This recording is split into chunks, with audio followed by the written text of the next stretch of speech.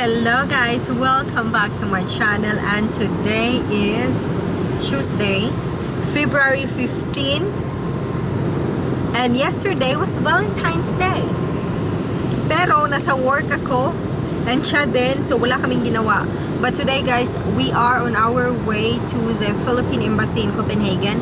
I have to renew my passport, and I got so lucky kasi I got so lucky guys because hindi ko alam na by appointment na pala yung pag-renew ng mga passport dito. Kasi the last time I did it, I once renewed my passport in Germany and in Norway, and hindi naman siya by appointment. Parang pupunta ka lang doon and then that's it.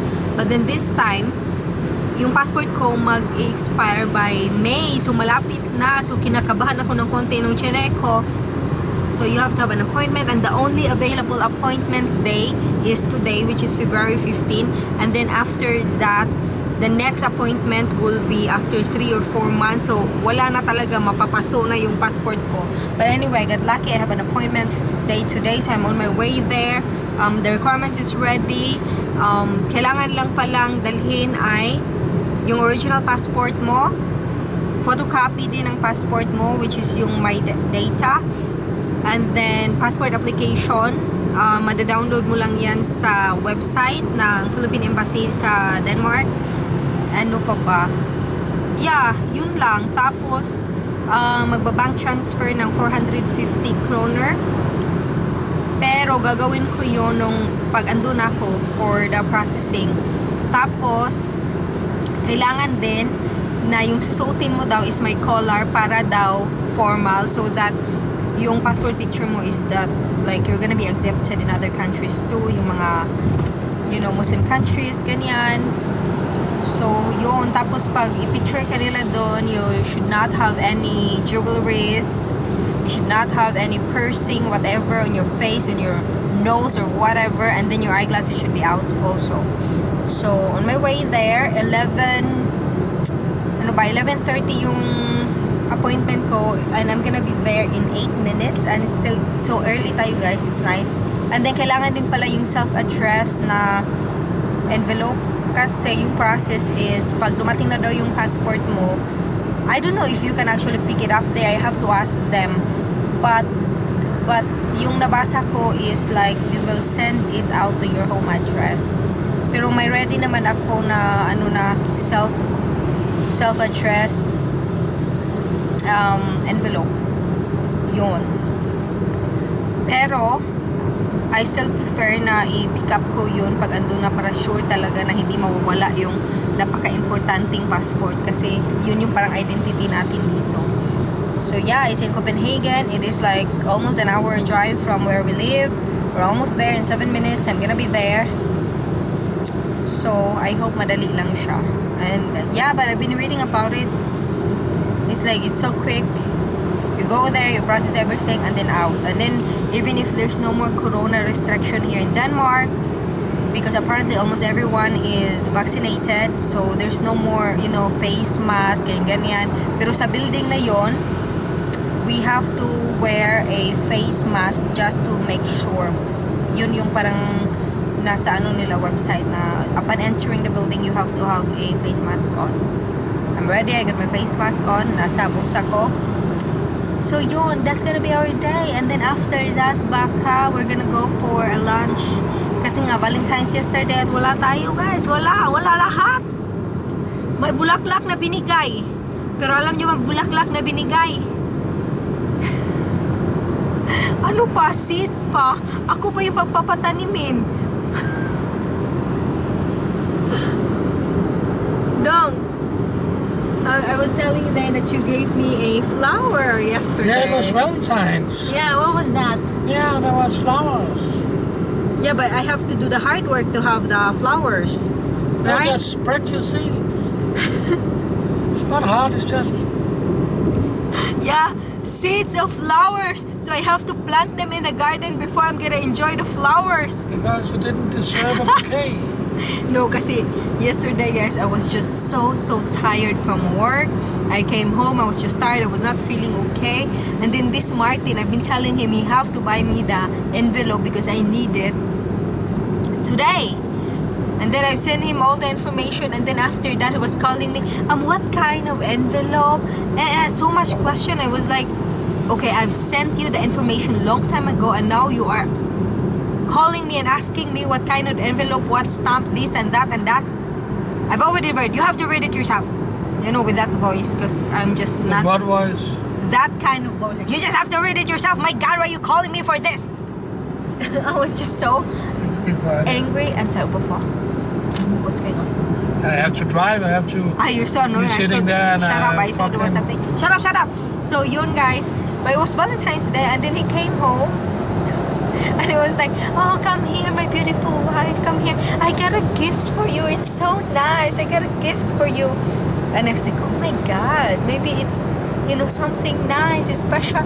And then when I opened the envelope, because it's in the envelope, right, I was like, oh, it could be money or something. You know, your heart is just, when you open it, it's a small envelope with seeds and a picture of the possible flowers. Yon. Pero babawi na siya sa akin today. We're gonna go for lunch. Maybe.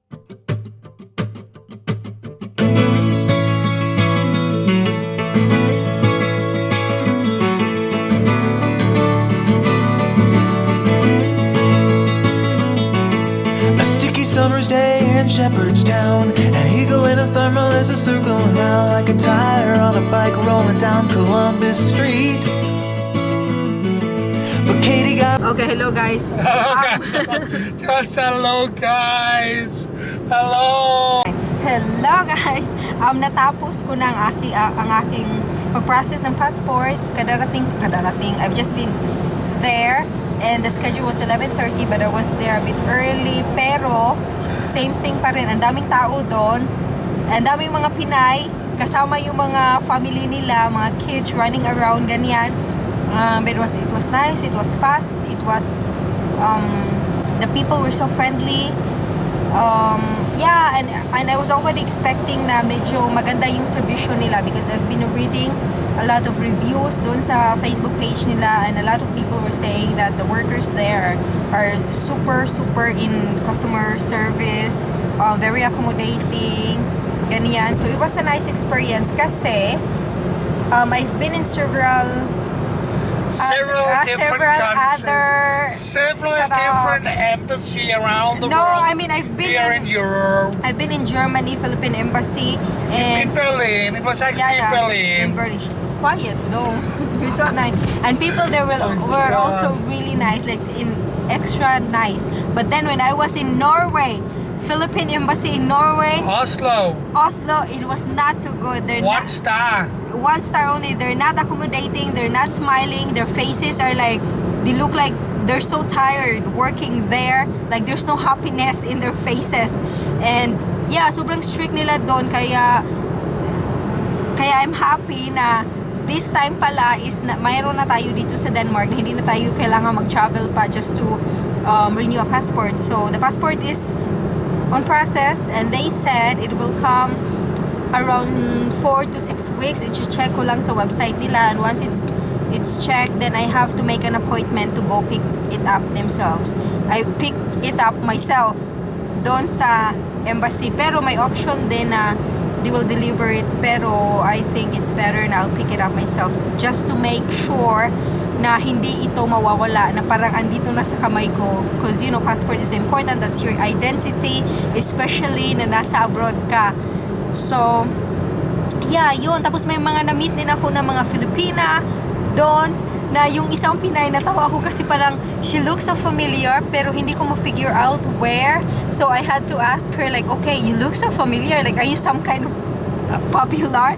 And then she laughed and she said, oh, like she's selling beauty products in Facebook. And I was like, then I remember, yeah, it was her. But they're not from here, they live in Yulan, so they actually Yun? Odense? Okay, so they actually had to take a long trip sa train para magpunta dito. And they're 4 girls, and only 2 of them are processing their passport. And then yeah, after the process, they're gonna go out and enjoy Copenhagen. And it's warm weather today, so it's perfect. And now me and Martin is gonna go for lunch. It is a Lebanese restaurant. Apparently yun yung mga trip niyang kainin. And okay din kasi may rice sila doon and hindi ko pa na-try. So it's always nice to try a new place to eat. Sabi niya nakapunta na daw siya doon one time and it was nice. It was tasting good. So yeah, doon kami papunta.